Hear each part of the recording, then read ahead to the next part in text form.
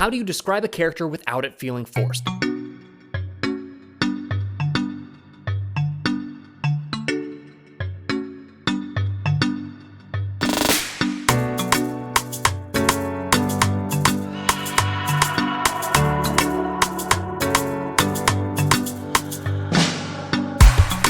How do you describe a character without it feeling forced? Here's a good rule of thumb. Instead of describing everything all at once, start with a broad initial description, then add more details incrementally as your point of view character would naturally notice them. For example, when Frankie first walks into the party, you notice the high-level details first, like his leather jacket, AC/DC t-shirt, and frazzled blonde hair. But it may not be until he introduces himself that you notice his cheap earring or the Celtic cross dangling from his neck. Likewise, you may not smell patchouli on him until he reaches past you to grab a beer, and as he lifts the beer to drink, maybe that is when you notice the red nicks on his neck from shaving. How do you describe a character without it feeling forced?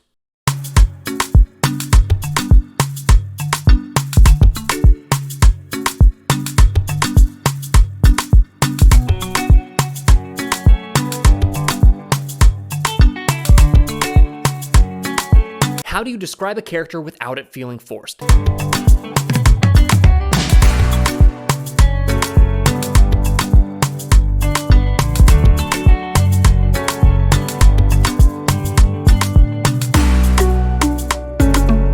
How do you describe your main character in the first person? Many writers get stuck thinking that if a story is told from Tom's first-person perspective, then Tom will never have a reason to describe himself. But that isn't true. Why? Because here's the thing about first-person narrators. They aren't just a live stream of experiences. They're someone who's trying to tell a story, which means they'll share any details that are relevant to the story.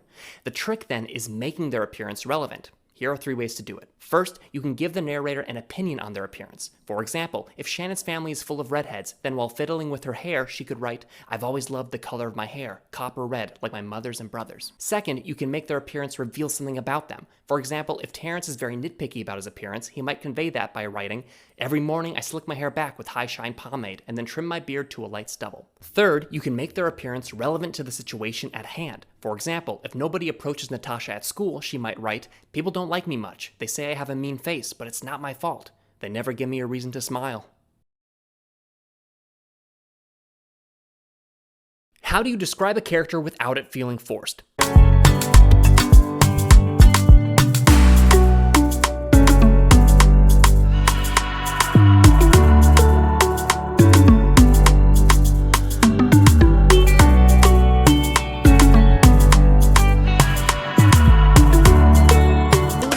I recently asked consulted TikTok on how to effectively and respectfully write and describe a plus-sized woman or character in a story. Well, TikTok, you did not disappoint, and I wanted to share really quick what I learned. There were familiar words to me, things like curvy or soft, even curvaceous, words that were commonly used, but there was a sense, there was a tone that some of these words are overused and over-relied upon in describing. So use them sparingly if possible. Moving to some other words that I hadn't heard quite as commonly used, but still more and more often. Things like hourglass figure, voluptuous, words like full or well-endowed, even including specific descriptors in your description of them. Things like describing stretch marks, dimples, rolls, describing your character as plush or having huggable arms, having squishy, smooth skin. Some of these I had not heard and were very, very refreshing in the newness of them. Squishy, smooth skin, smooth knees and elbows, a lush chest or a gently swaying gait. Even words like chubby or plump. And even to the extent that, and this one surprised me, there were even several voices who spoke up and said that they had no issue, they saw no issue with even words like fat or obese, which again, as a writer coming into this space trying to do this, I was initially very, very wary of and avoided words like that. Let me share what I learned. Ultimately, what it came down to is that the tone and the context in which you are describing or talking about this characteristic of a character is far more important than the actual words that you are using. So you can use whatever words you want, so long as the tone and the context is respectful, is appreciative. Some of the counsel I received was, don't make it the butt of the joke. Make sure that it's not their only attribute. Don't make it a defect. Make sure that when you're mentioning it, they're not beautiful because of it. The power of "and" in a description. She was beautiful and plump. She was beautiful and obese. The power of "and." Context and the way in which you're using, the tone that you are using when you use words is far more important than necessarily the exact words that you're using.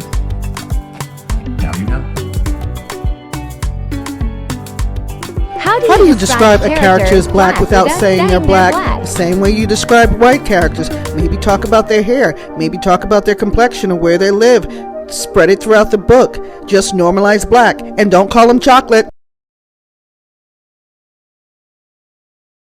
How do you describe a character without it feeling forced?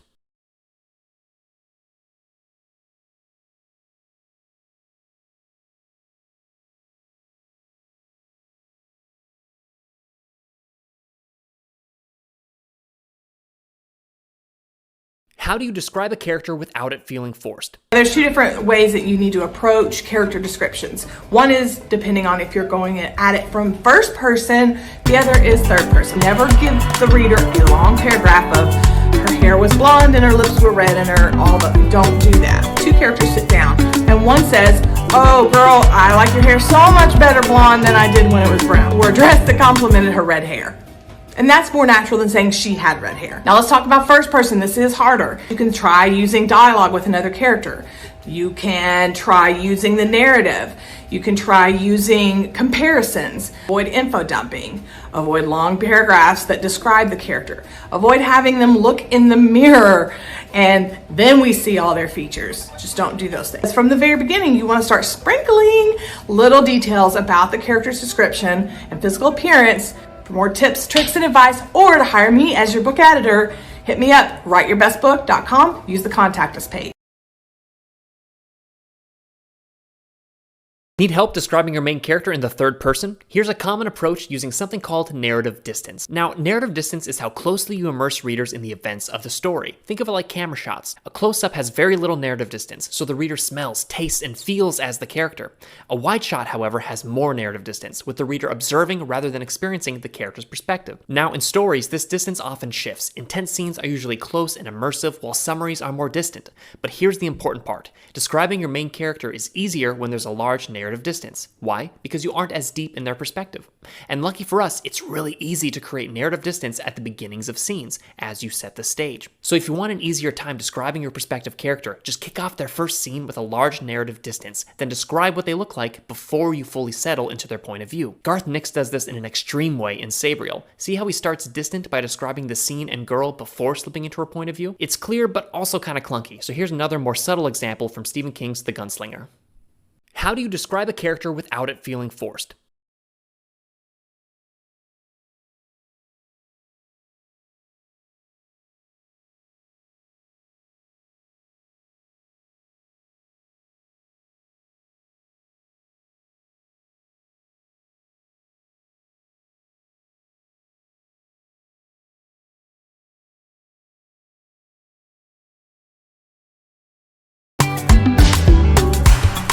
Something to keep in mind when describing characters is that you should be giving us details that tell us something about who the character is as a person.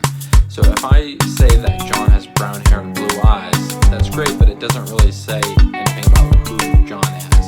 Versus if I say that he has a nose that's clearly been broken several times, now we're starting to get an idea of who this character is and what kind of life he's had up to this point. So how to describe Asian characters respectfully. So I hope you've had a chance to look at part 1 of this video and have a think about the 3 things that I recommend thinking about before you even work on describing your Asian characters. So number 1, which is obvious, to avoid stereotypes. So no porcelain skin, no almond-shaped eyes. So one of my personal pet peeves actually is when Asian characters are described as having long straight black hair and like midnight black eyes, like as if we don't have a variety of hairstyles and eye color. And so I think the mistake here is that we think that when Asians try to change their hair color or their eye color, so like in Korean styles, for example, that they're trying to emulate a certain Western beauty standard, but then I would say that this is wrong. So I won't go into that in detail, but I just wanted to point out how this sort of toxic idea can affect the way we write our characters. So usually when people want to describe an Asian character, they are thinking of an East Asian character and forgetting that even in East Asia, it is diverse. And of course, Asia itself is diverse. We all have different skin tones, different hairstyles, different eye colors. And secondly, I don't know why writers are so obsessed with needing to describe a character's facial features down to like the lids on the eyes, like does telling people that a character has monolids, is it important to pushing the story forward? Like, unless it is a story about monolids versus double eyelids, I don't think it matters. Like, you could describe a person's culture without using any facial descriptions at all. So someone had shared this book with me and asked if using this phrase is okay.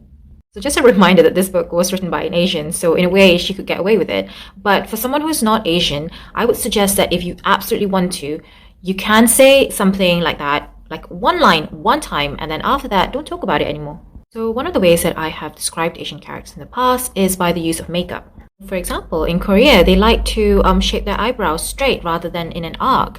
Or in West Asia and sometimes in South Asia as well, they use kohl under their eyes. And this practice actually has come down to Southeast Asia. So a lot of Islamic communities use kohl under their eyes as well.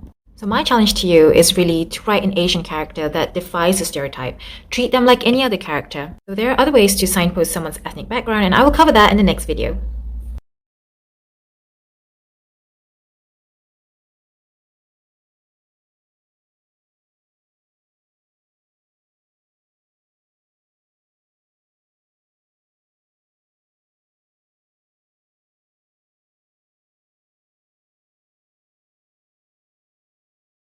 Describing characters can be a daunting task, so I have a challenge for you. I want you to start writing a story. The only thing that I want you to do is to not describe any of the characters.